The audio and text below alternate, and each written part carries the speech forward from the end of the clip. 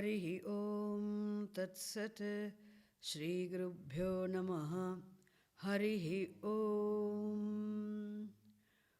ॐ सदाशिवसमारम्भां व्यासशङ्करमध्यमाम् अस्मदाचार्यपर्यन्तां वन्दे गुरुपरम्पराम्।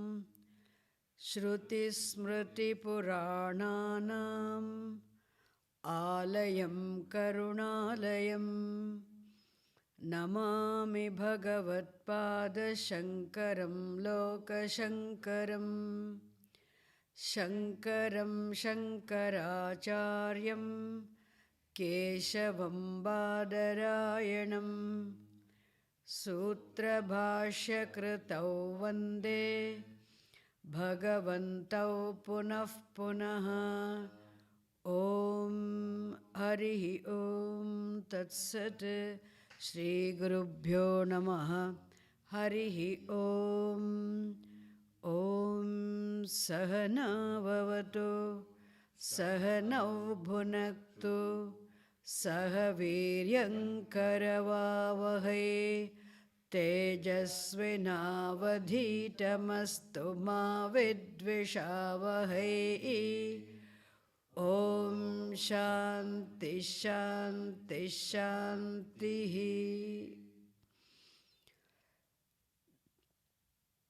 ॐ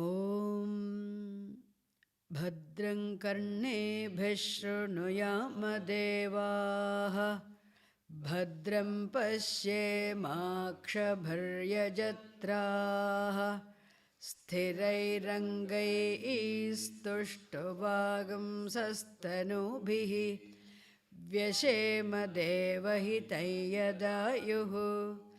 स्वस्ति न इन्द्रो वृद्धश्रवाः स्वस्ति नः पूषा विश्ववेदाः स्वस्ति नस्तार्क्ष्यो अरिष्टनेमिः स्वस्ति नो बृहस्पतिर्दधातु।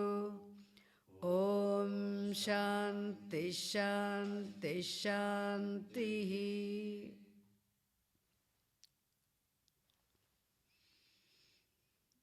ॐ यश्छन्दसां वृषभो विश्वरूपः छन्दोभ्योऽध्यमृतात् सम्बभूव समेन्द्रो मेधया स्पृणोतु। अमृतस्य देवधारणो भूयासं शरीरं मे विचर्षणं जिह्वा मे मधुमत्तमा कर्णाभ्यां भूरिविश्रुवं ब्रह्मणः कोशोऽसि मेधया पिहितः श्रुतं मे गोपाय। ॐ शान्ति शान्ति शान्तिः।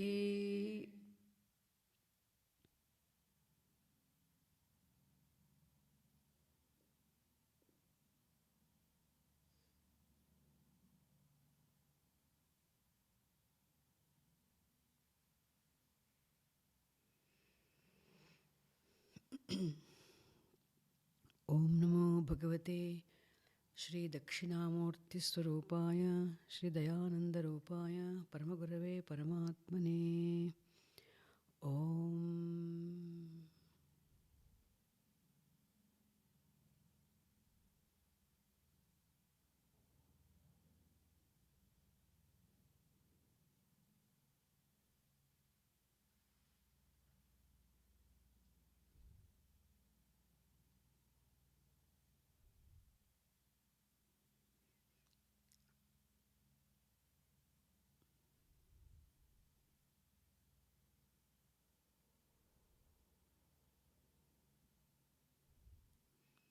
Yesterday, I started saying Vedanta is a Shastram. Shastram means scripture. What does the word Shastram mean? Shastram, it sounds like your strata, doesn't it? Your street. Shastram is a Sanskrit word which means that which protects by governing one's way of life. The two roots, shas and tra. Shasti means protect, governs. Trayate means protects. Shasanam means governing. Shasanat trayate iti shastram. What it means is that which protects by governing a way of life is called shastram. Okay, that which protects by governing our way of life is shastram. So how does shastram protect us? How does it protect? First of all, by helping us discover our purpose of living this life. As I told you yesterday, if you do not know where you have to go, suppose imagine you're standing on the roadside, waiting for the bus to come. And you're just standing there, but you do not, so many buses are coming and going. And you do not know, you want to go somewhere, okay? You're also standing at the bus stand. You want to go somewhere. But you do not know where to go. You do not know the destination that you need to go. What will happen? You have to be standing there, not knowing which bus to get into. Or if at all, let me get into some bus, let me go somewhere. Get in also, to the bus also, you will be continuously traveling here and there. You can't get down. You get down, again take another bus because you don't know where to go. You don't know where to go. What does it mean? Your journey will never come to an end. Endless. Because I don't know where to go. So it's very important for you to know in a journey what is your final destination. Only then you can plan your journey very well, you can enjoy your journey comfortably, and you can reach the destination also. The journey will come to an end. Similarly, life also is a long journey. Long journey means what? Beginningless, beginningless journey. I've been traveling, and one of the stops is this Janma. This life is what one of the stops. You got down now, you're standing here. But now, Shastram is like somebody comes and tells you, where do you want to go? You don't know where you have to go. Actually, you have come here to go here only. That's how it tells you. Please understand that moksha, freedom from the undesirable, unpleasant, unwanted unhappiness, sorrow, is your ultimate goal, which is otherwise called happiness, is ultimate choiceless end. Yesterday I explained to you. And that happiness is something to be discovered, and to discover that you cannot attain that state of happiness. It is not a state of mind, as I explained to you. And if that happiness is something to be discovered, means happiness is otherwise called limitlessness and fullness. Anandaha. Anandaha.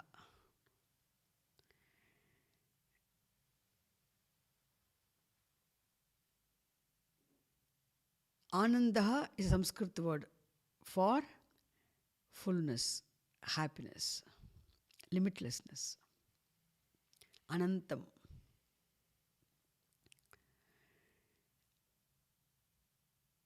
And this happiness is there always, everywhere, in everything, in the form of everything. Means, even though it is always there, it's everywhere there, it's in everything there, and it is there as very you, still it is not available, because not that it is not available, you do not know what it is. And that happiness, which is there as the very nature of the reality, there's no way of discovering the happiness without having discovered what the reality is, what the truth is. If you discover the truth, you have discovered fullness. If you discovered reality, you have discovered what happiness is. If you discovered the reality implied by the term Brahma, you have discovered Anandaha. You have discovered Purnatvam. Why? Because fullness and the reality implied by the term Brahman are not two different things. Happiness and Brahman are not two different things. I told you one more word, Atma. Atma, Brahma, happiness, fullness are all not different. If you have discovered the reality, you have discovered the happiness. And we do not know what the reality is. Only when you come to know, when you expose the study of the Shastram, you understand there is reality, and we do not know what the reality is. The next step is, Shastram tells you how to discover the reality. And reality can never be. This is why Shastram we need. Your search will be very easy. Reality can never be discovered, never be arrived at as an object of your knowledge. Reality can be arrived at as an object of your knowledge, then you would have already discovered it. Using your eyes, or using your ears, using your nose, using your tongue, using any of your five sense organs, we all would have already discovered the reality. If it is available for perception, if it is available for objectification, if it is an object, we would have already discovered it.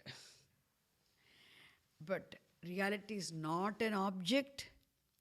Reality, of course, the object is reality, but the reality is not an object. Why object is reality? Everything is reality. Everything is the truth, isn't it? Like water is not the wave. Is water the wave? No.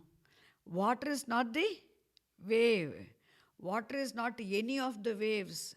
Water is not all the waves. Water is not the ocean. But every wave is water. All the waves are water. Entire ocean is water. Isn't it? Similarly, reality implied by the term Brahman or Atma is not any of the elements, not any of the objects, not any of the attributes, not any of the properties. Reality is not anything here. But everything here is reality.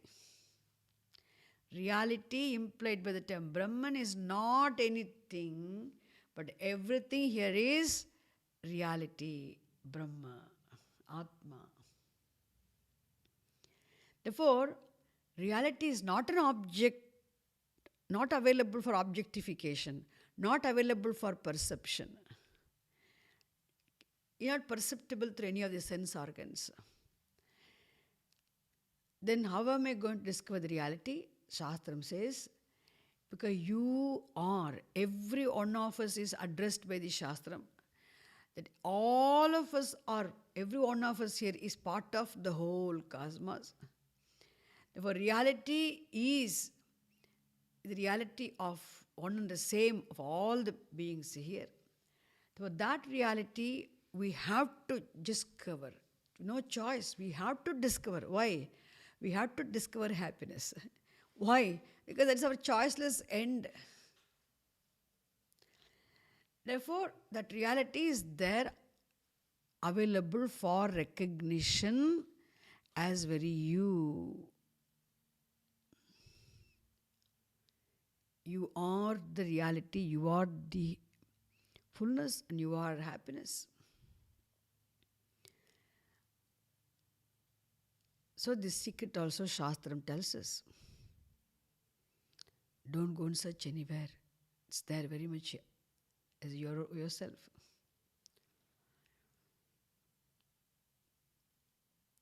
Where it is kept, reality is available for recognition, your own mind. Mind? Yes. Reality is there in every cell. Reality is there in your body. Reality is there. Like how water is there in entire any wave, any part of the wave, reality is there pervading everything. But where is it available for recognition? Where can I recognize the reality? Because reality is not available for objectification, not perception, means it is available for recognition only in your own mind. In your mind, mind means what? Where? Mind, so many thoughts form the mind. If I say, you want to look for, you are searching for the water, please go to the ocean, and there are many waves, and search for the water and the waves. If I say, which wave? So many waves are there. And that here the question comes, what? So reality is available for recognition in your own mind. Means where? Mind is so many varieties of thoughts constitute the mind. The emotions, jealousy, hatred, anger, fear, anxiety, restlessness, all different states of mind, thoughts. Knowledge, understanding, enthusiasm, cheerfulness, perception, knowledge. So many thoughts are there. So where? Again, the mind means where? So many thoughts constitute the mind. So Shastram tells, mind is likened to a cave. Nihitam guhayam.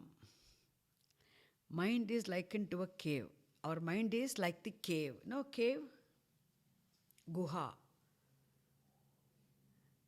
What is in German language, guha? Cave. Okay. Now just for 1 second. Mind is likened to a cave. If you enter into the cave, how is the cave? Very bright. Cave will be dark. There's no light. And in cave, there can be a lot of bushes and plants and then twigs and then there can be a lot of things. When you walk, imagine, suppose you're promised, if you go to the cave, somewhere in the cave, there's a treasure hunt. You can go and take the treasure. Announcement in the paper, okay? And we all pack our biscuits and lunch and then food and whatever, whatnot. Everything, pack, water, everything. We all go with the rucksack, hunting what? The treasure. And we all want to go. Oh, Eva is coming. Oh, look at this. Sataka is there. Oh, Akash is also there. We are going. And then we all think, let me go. I wish all of us are going. All of us are searching. I wish I can take before she takes. So we all get into this guha. And you are going, okay? Because we are going together, we are also not frightened because we support of each other. And then carefully we put our every step, because we don't want to miss the treasure, because we don't know how the treasure, whether it's a bundle or it's a pocket, we don't know how it is. So how it is kept.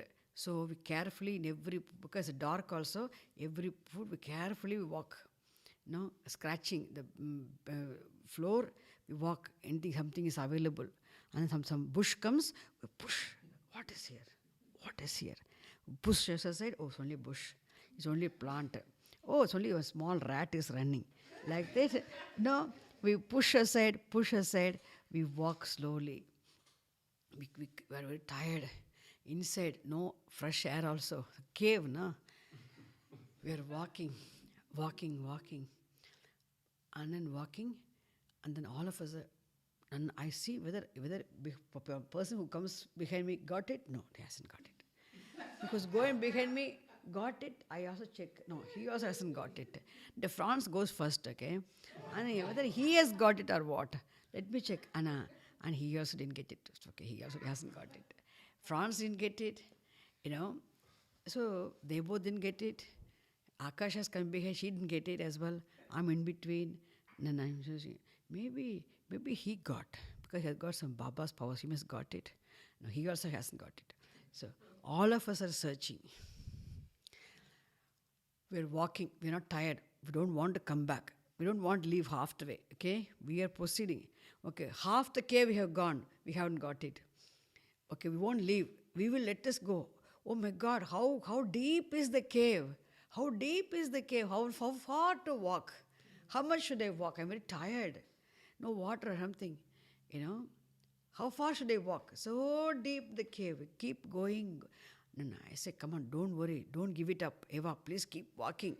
Keep walking. We will not go back without taking the treasure today. If the treasure is here, the treasure hunt, we have come, okay? We will not go back without finding it out. We have to discover it. It is already there. Somewhere it is there. We are going to create it newly. It's already there. We only have to what? Pick it up, isn't it? So, but where? How much to walk? We are all tired of pushing aside the bushes and then plants and then things in between. Some snakes also crawl. We had to be carefully walking. Because a cave, no, anything can be there in a cave. Thank God there are no tigers and lions. And the small creatures are there. Some honeybees come. Oh my God, they're not sting. We keep walking. We're walking. Okay, 2/3 of cave we have passed. We have crossed. Again we are going ahead. And then we are keeping walking. A little more. Let us try. We may get immediately soon. Oh, we haven't got. And then some of you are tired, upset with me. Swaminiji is silly pushing us to go walk. My God, how far to walk? We don't get. I don't think we're going to get any treasure here. Simply it's all some bad wrong announcement. It's a spam information. But still we won't give it up. We keep walking. We go walk. I said, no, we having come this far, so worked very hard, we won't go back. We will go, somehow we should discover that treasure there. We don't know, maybe olden days German queen's jewelry, we don't know the money, we don't know what we have. Indian jewelry brought from India is there here. We don't know what it is there. Some treasure is there, some most valuable, precious thing is there. We won't give it up. Little more. We walk at last. And then Franz says, we cannot go anymore. We have to stop here. Why? I had a big bump here. Why no way? I have bump because I went and I was walking with the greed of taking it first, but there's a big, the cave, dead end of the cave has come. What happened? Dead end of the cave has come. We all walked through, and all of us are walking behind. And then some other people are also coming behind. People are not in our group. Some other new groups are also coming. And we are occupying now, okay? He only bumped, okay? And then therefore, he had a bump and then he's pain. And then he thinks because the dead end of the cave, we can't walk anymore. Then I tell Franz, you are standing there. I know we cannot walk anymore. You have come to the dead end of the cave. That's all. There's a touch and sees a wall. It's a dead end of the cave. You can't walk anymore. He says, you can't walk anymore. Don't push me anymore. I can't walk. This is the dead end of the cave. I already had a bump on my head because I hid because in darkness I couldn't see properly. Okay, dead end? Okay, then please sit quietly there. You sit, you can't walk, okay? Sit in there and please, we have come this far, we couldn't find anything. Anyway, having come this far, better please dig there, see something is available. And he just in darkness, he searches, pushes everything, and then he slowly, he touches. And he smiles. In a way, he found something. There he found the treasure. To walk to the dead end of the cave. He found it. Is it clear? Like that. I'm just giving you just in the mind also so many varieties of thoughts. There is one thought. You cannot say which is the dead end of the cave of mind. There's no, we can't make out which is the end, which is the beginning of the cave. There's so many thoughts. We have to understand there's one particular thought without which there cannot be any other thought. The particular thought must be there for all other thoughts to be there. And that one particular thought without which other thoughts cannot be. If that thought is there, all other thoughts are possible. If one thought is not there, other thoughts are not possible. And we have to understand that particular thought as the dead end of the cave of mind. What is the the thought which is like not, don't say mind has a dead end, okay? Which is like the dead end of the cave of mind. What is that one particular thought? What is the specific thought which is like the dead end of the cave of mind? Beyond which, no, you can't go. It means what? There can't be any other thought before that thought. All the thoughts can arise only after. The knowledge of world, knowledge of anything is here, experience, perception, understanding, cheerfulness, enthusiasm, desire, likes and dislikes, passion, aversion, hatred, jealousy, fear, anxiety, joy, all this pleasure, all varieties of thoughts are possible only if there's one particular thought. Okay, one particular cognition obtaining in the form of a thought. That thought is like the dead end of the cave of mind. Now what is this? The thought I. The first person singular pronoun I. When I say I, it is expression of the manifestation of knowledge obtaining in the form of a thought, which is cognition, I cognition. The cognition I must be there.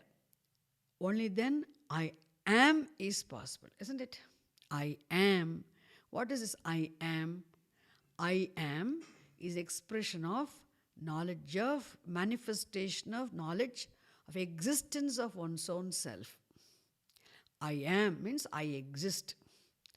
How do you know I know I exist? In sleep, I am. I do not know I exist in sleep. In sleep, what is sleep? When this thought resolves, that is deep sleep state. When the thought rises, it is waking state. The knowledge I am is a thought, a cognition. Okay? It rises, it is waking state. It resolves, it is deep sleep state.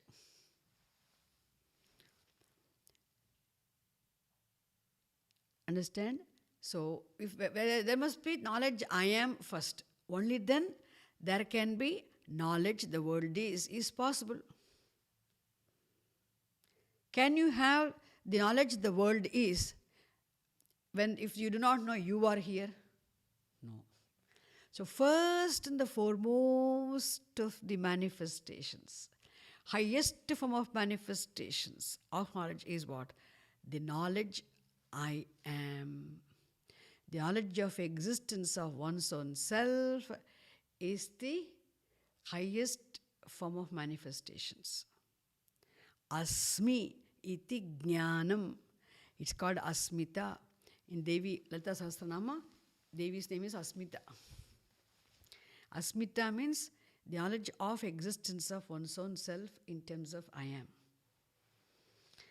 That is, what is that? I am, when you say it's a word.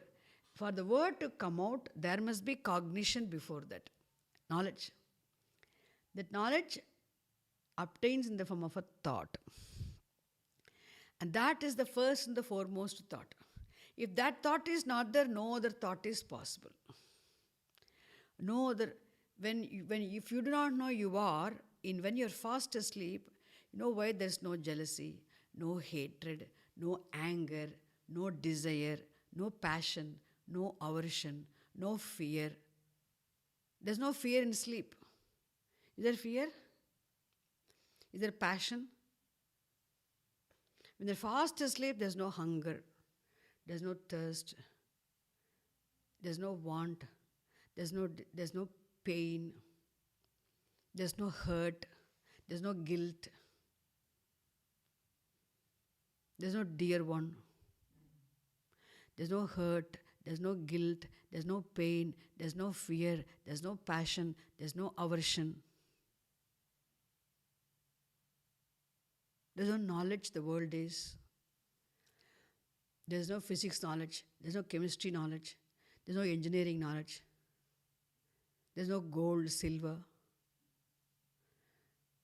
Nothing is there. In deep sleep state, nothing exists for you. No, why nothing is there? No cognition is there. No thought is there in sleep. Why no other thought is there?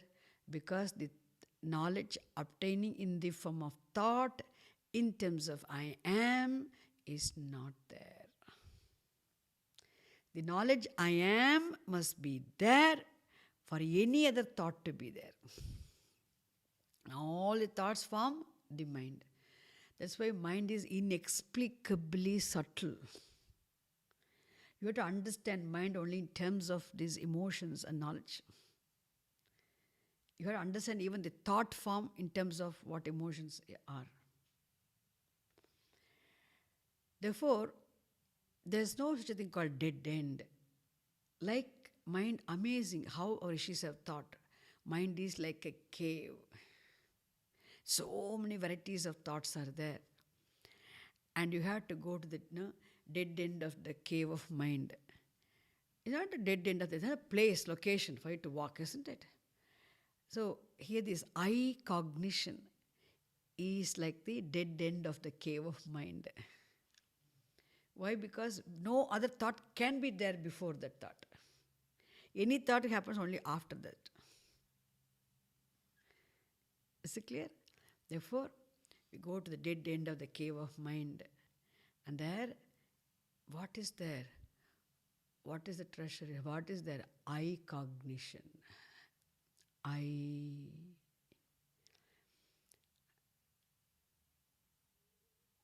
then you have to say, oh, this I cognition is there, all other thoughts come. I thought cognition resolves, all other cognitions resolve, all the emotions resolve, everything resolves, mind is blank. Mind is blank.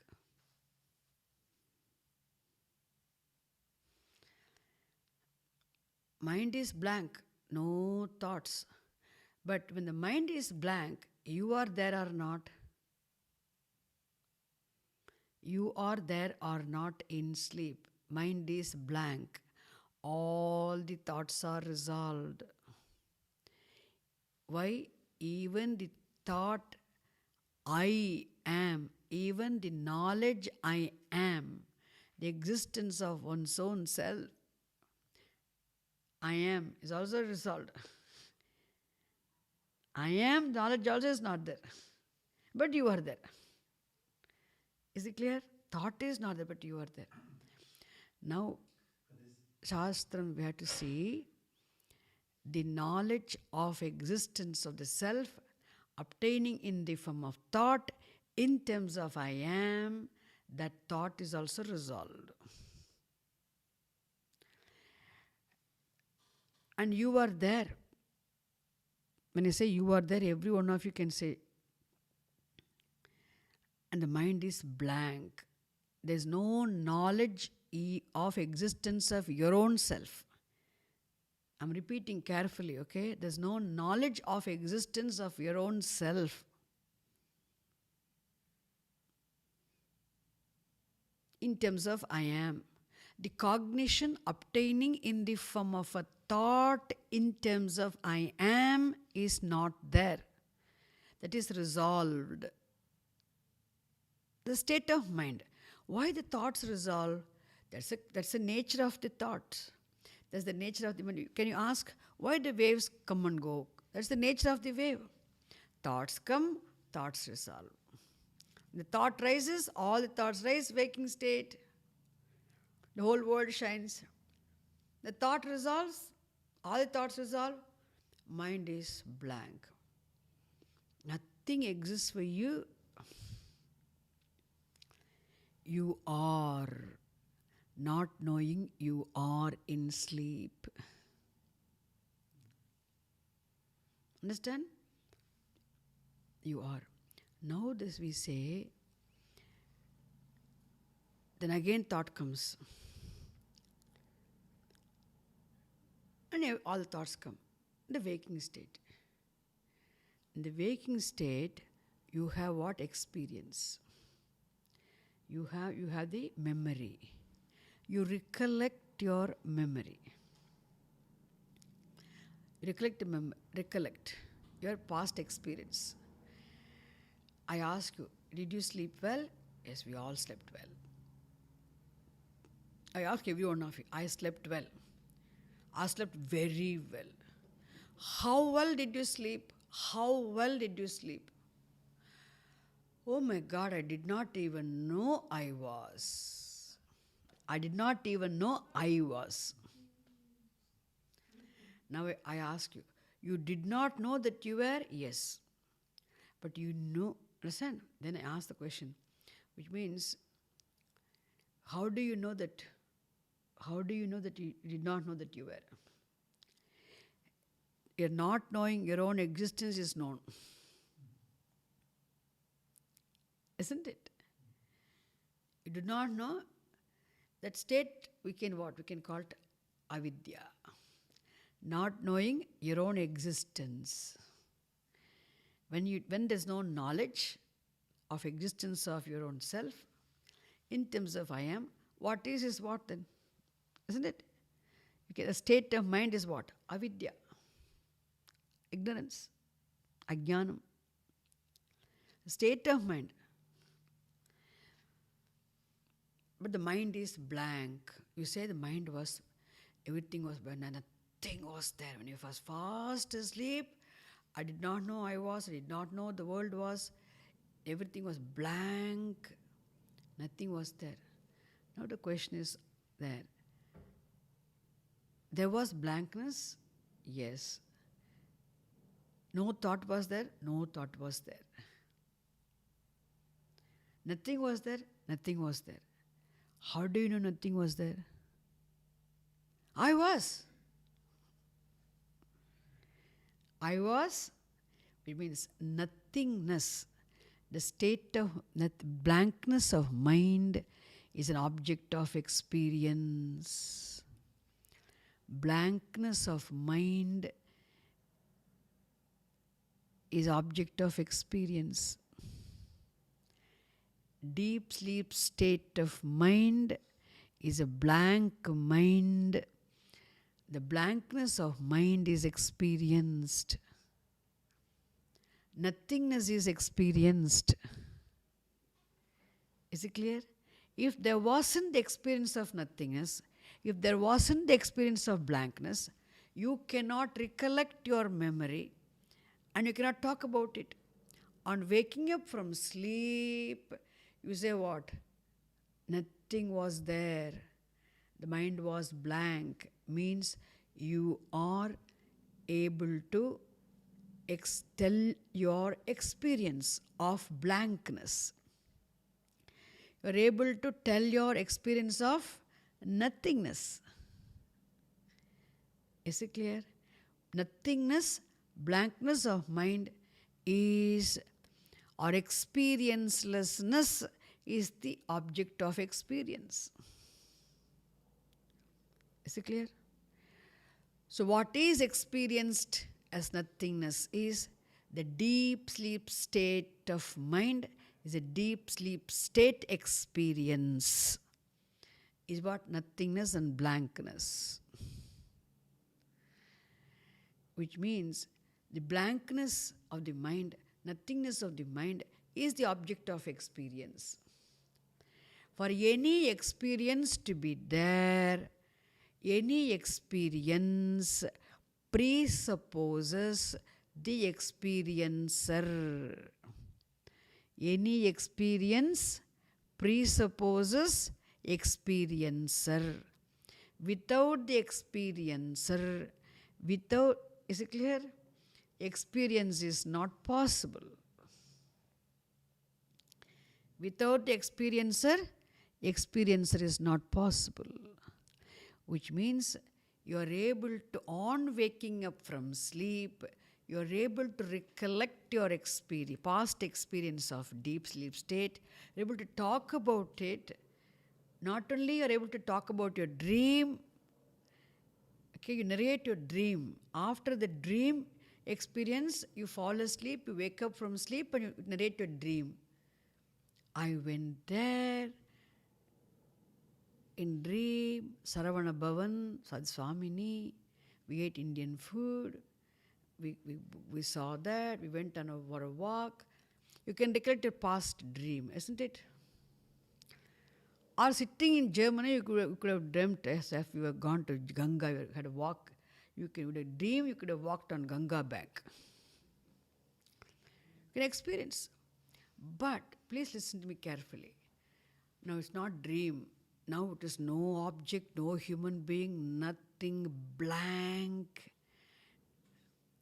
Blank meant very good sound sleep you had, no disturbance at all. And there's a blankness, nothingness, no experience of anything, non-experiencelessness, isn't it? There is non-experience, experiencelessness. What's the experience? And you're able to talk about your blankness of experience, isn't it? Blankness. Nothingness, which means there must have been experiencer, without whose presence, without the presence of which there cannot be experience. Now the question is, who is that experiencer? Who is that knower? Who knows? Who is the experiencer? Who knew? Who is the, who experienced that blankness of mind?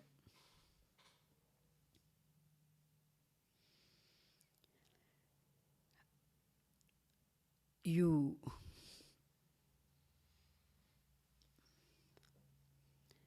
And again you are here and waking up.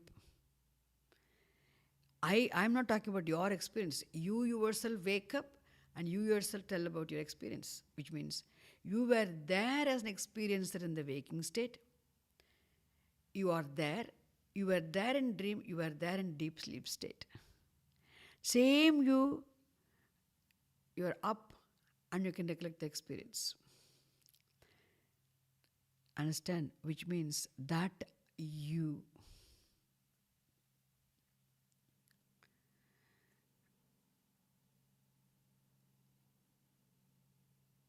That you, because of whose presence experience is possible. The source of experience, the truth of experience, without whose presence experience is not possible, is the truth, is the reality. Now we say, therefore, experiencer, who is the experiencer? Because of whose presence experience is possible. Experience presupposes the experiencer. And that experiencer, if you go and search There is no experiencer other than the reality. There is no experiencer other than the reality. There is an experiencer because of the presence of which alone experience is possible. Because experience was there, memory was possible. Isn't it? Recollection of the experience is possible. So that experiencer is none other than the reality, the truth. Now, between the experiencer and the experienced state of mind, what is the means of knowledge? Nothing. The blankness of mind is the object of experience. And there is an experiencer, isn't it? The experiencer does not use any specs, doesn't have eyes, doesn't have ears, doesn't have. The experiencer does not see the blankness of mind through eyes. There's no seeing power, there's no hearing power, there's no sense organ, no spectacle, no means of knowledge. Just the experiencer is the experienced state of mind in terms of blankness of mind is. Experiencer is, experienced state of mind is there. Now the question is, between the experienced state of mind and the experiencer, what is the distance? There's no distance.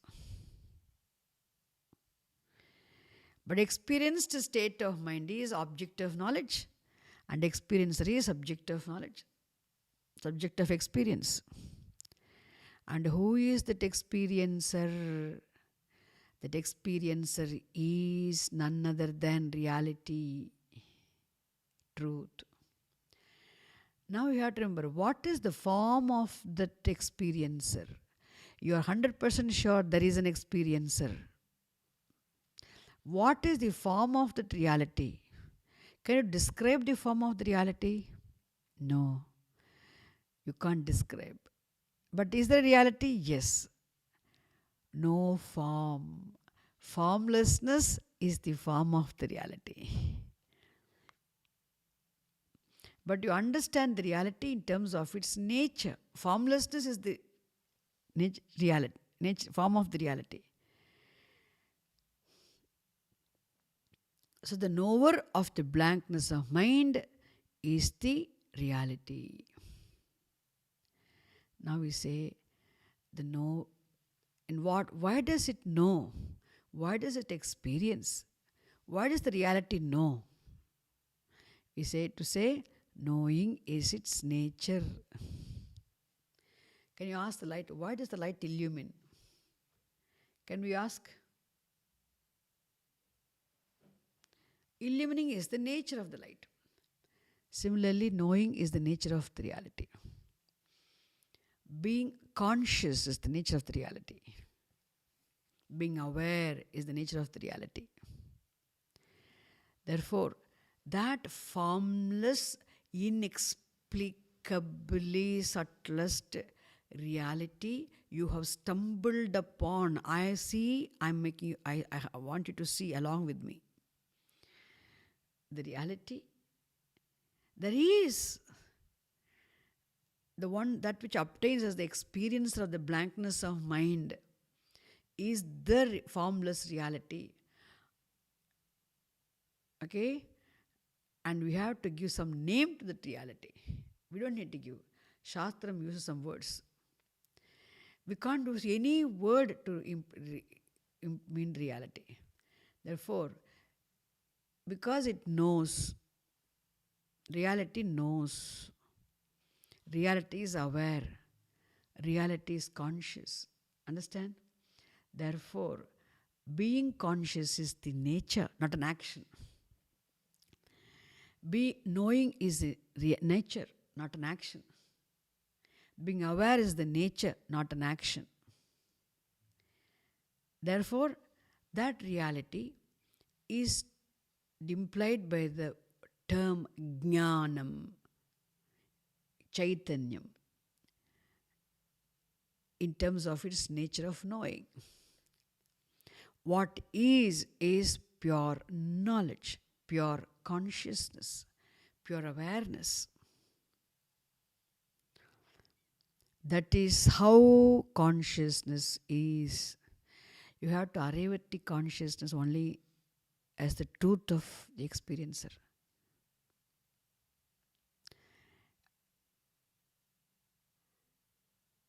Is it clear?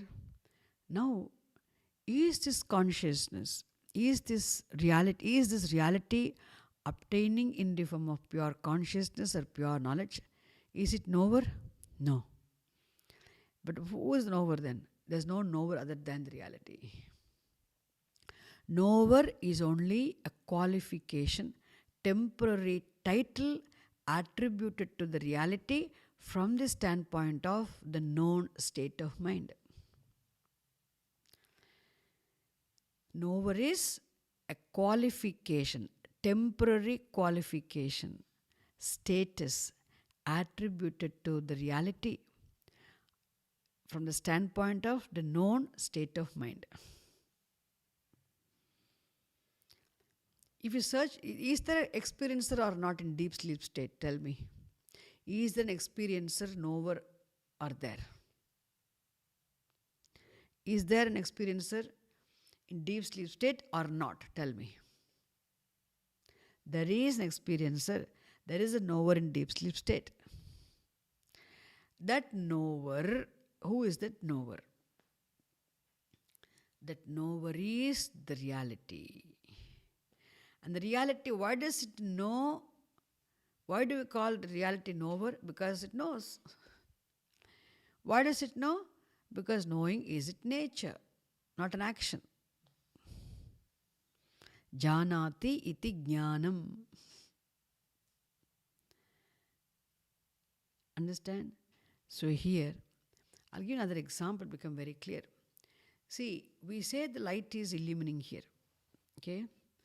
All the opaque things are illumined here. They're all shining. And because there's illumination in the room, all the opaque things are shining because they're illumined. They're illumined because there's all over there's illumination. Illumination presupposes what? Illuminator. Without the illuminator, there cannot be illumination. Without the illumination, opaque things cannot be illumined. If they are not illumined, they cannot shine. Our bodies are opaque, the things are opaque here, they all shine because they are all well illumined. Because there is illumination. There is illumination because there is an illuminator. Now, the very fact there is illumination in the room, because of the presence of which illumined objects are illumined, now presupposes what? Illuminator. Now ask the question, is there an illuminator in the room or not? Tell me. Yes, there is an illuminator. There is an illuminator, yes. And who is that illuminator? What is that illuminator? What is that which is there enjoying the illuminator status? There is an illuminator, definitely. Because of the presence of which illumination is possible, because of which objects are illumined, that illuminator is the light. Oh, illuminator is the light. Illuminator and the light, are they two different things now? No. Understand? Light is there. Illuminator and the light are not two different things. Illuminator is only a qualification attributed to the light from the standpoint of illumined opaque things. Am I very fast? I'm very conscious of not being fast.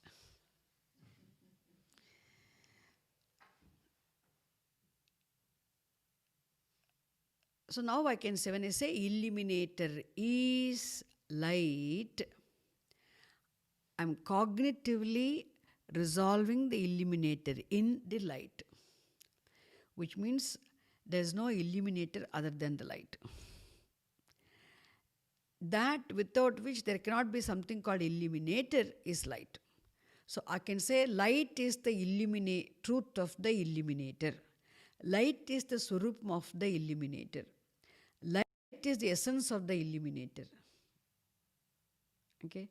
There is no illuminator other than the light. Light is not the illuminator, but the illuminator is the light. You know why? Illuminator is only a temporary qualification given to the light from the standpoint of the illumined opaque things. Have you got them? Similarly here, please understand. Now we ask the question, why do we call illumination is not an action? Does the light work very hard to illumine everything? Just by its mere presence, it illumines. Light is, everything shines. Light is, everything shines. So illumining is not an action on the part of the light. Illumining is the very nature of the light. Swarupam. Is it clear? Why? It is a very nature. Being presence is enough. Everything shines. Similarly, the reality is abstract. There is nothing subtler than the reality. What is the form in which the reality obtained? Okay? You understand the reality in terms of its nature of knowing. Reality is of the nature of knowing. That is why reality is implied by the term jnanam, knowledge, or consciousness, or awareness. Pure consciousness, pure knowledge, pure awareness. If you want to understand, you have to analyze this. There's no way of stumbling upon the truth. No way.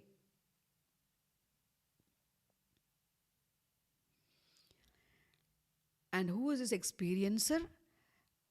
Just as you resolve the illuminator cognitively in the light, okay, illuminator is light, you understand. It's purely understanding, isn't it? There's no illuminator other than the light. Illuminator is only a temporary qualification given to the light from the standpoint of the illumined opaque things. Similarly, there's no knower, there's no experiencer other than the reality obtaining in the form of pure knowledge, pure consciousness. The knower experiencer is only a qualification, temporary title attributed to the reality from the standpoint of state of mind, known state of mind. Is it clear?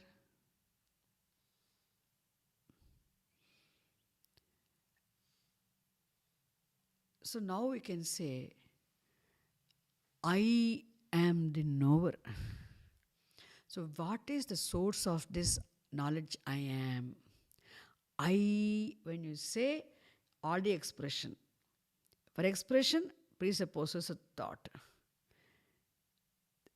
In sleep you don't say I.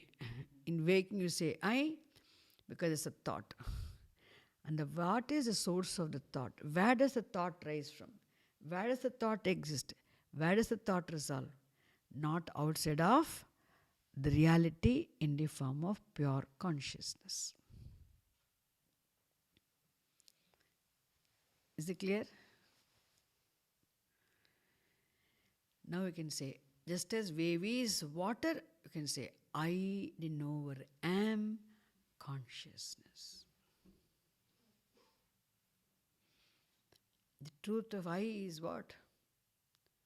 The abstract, formless reality which is of the nature of knowing, which is of the nature of being conscious, therefore implied by the terms knowledge or consciousness or awareness.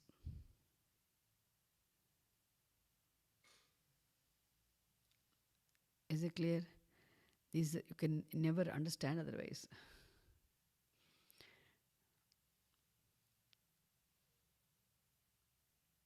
Now, Upanishad, we have to discover the truth, this truth of the whole universe. Now there's a very important job we have. Now what is it? Arrived at this truth, and the same truth is the truth of the entire cosmos. That has to become very clear as well. There's a different, we'll do afterwards. How does Upanishad help us arrive at this? See, before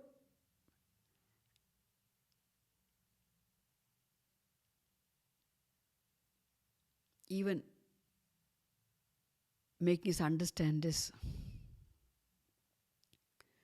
Upanishad has to help us understand first how to distinguish the I. If you have to discover what is I is, before even understanding what the I is, Upanishad helps understand how distinguish the I.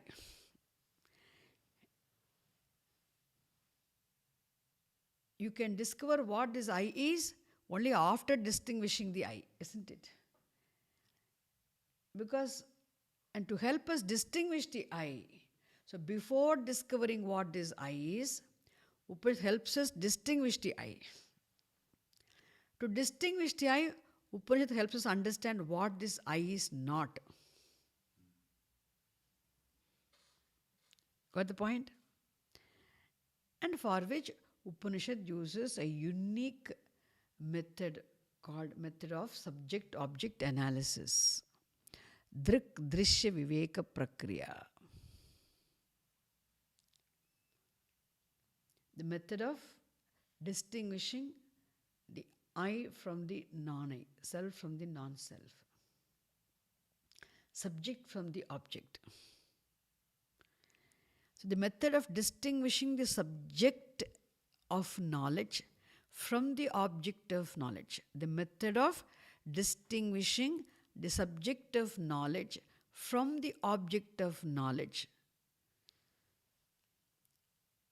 is called subject-object analysis or Drik Drishya Viveka Prakriya. Prakriya means the method. The method of the analysis, method of distinguishing the self from the non-self, subject from the object. You have to distinguish a subject. Then you have to understand who this subject is, what this subject is. Now, because why does Upanishad have to teach us the method of distinguishing subject from the object? In language, subject-object is very clear for us. Here, the actual subject of knowledge and the object of knowledge is physically inseparable. Like what? The illuminator light and the illumined opaque are physically inseparable. Now let me take this opaque to a place where there is no light at all. Can you say that? We cannot separate, isn't it? The illumining light and the illumined opaque thing are physically inseparable. Understand? There's no distance between the illuminator light and the illumined opaque. Even though light is distinct, light is distinct from the opaque, but not distant from the opaque. There's no distance. Is it clear? Similarly, the subject knower and the object known are inseparable.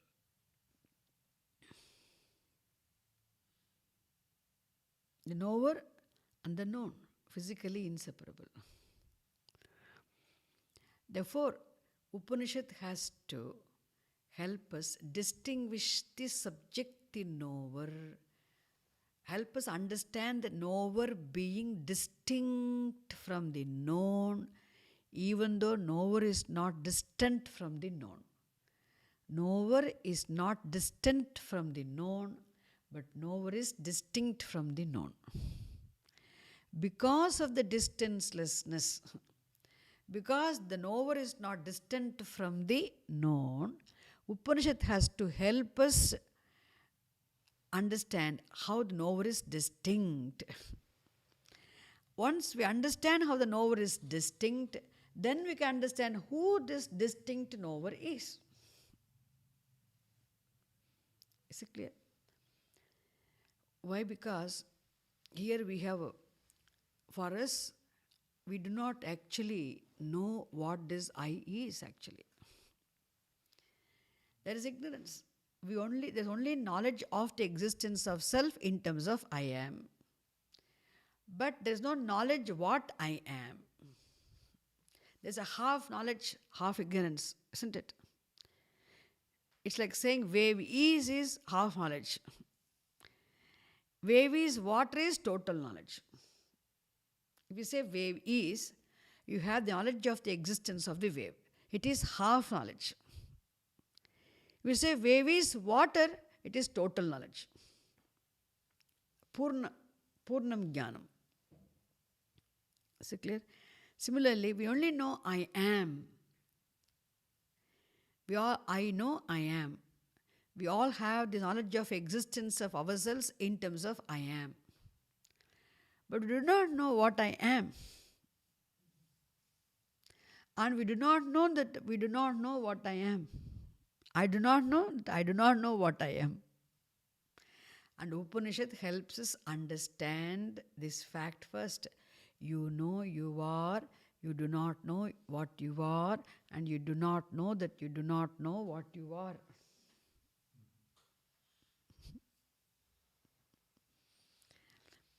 Upanishad helps us understand. Therefore, now, how does Upanishad help us distinguish the knower, I, from the known? Isn't it? Then, generally, anything known is an object of knowledge. Knower is the subject of knowledge. So we all can say, but I am the knower. I am the knower. And house is known to me, wall is known to me, pictures are known to me. They are objects of my knowledge. The sofa is known to me, all your bodies are known to me. Understand? Mic is known to me, plant is known to me. So everything is known here. I am the knower. Everything is known to me. How I say, every one of you can say as well. Your body is known to me. Similarly, my own body is known to me. My body is known to you. Similarly, your own body is known to you. So this physical body is known to us, isn't it? Like how mic is known, picture is known, anything else is known here. Light is known to me here. My own physical body is known to me. My feet are known, my back is known. When pain is there, we're definitely very well known. Isn't it? Knees are known, thighs are known, shanks are known. Neck is known, back is known, head is known, face is known, my nose is known. The whole body is known. Everything is known. Therefore, first level of negation is what? Oh, I am the knower. This I the knower am, never said not, okay? Distinct from the known body. I the knower am distinct from the known body. Because body is an object of knowledge.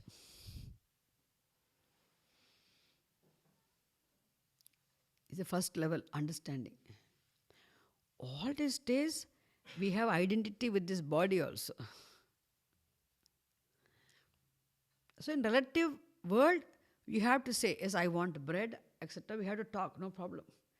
But we need absolutely, I, the knower, am distinct from the known body. Not distant. There's no distance between I and the body. But I, the knower, am distinct from the body.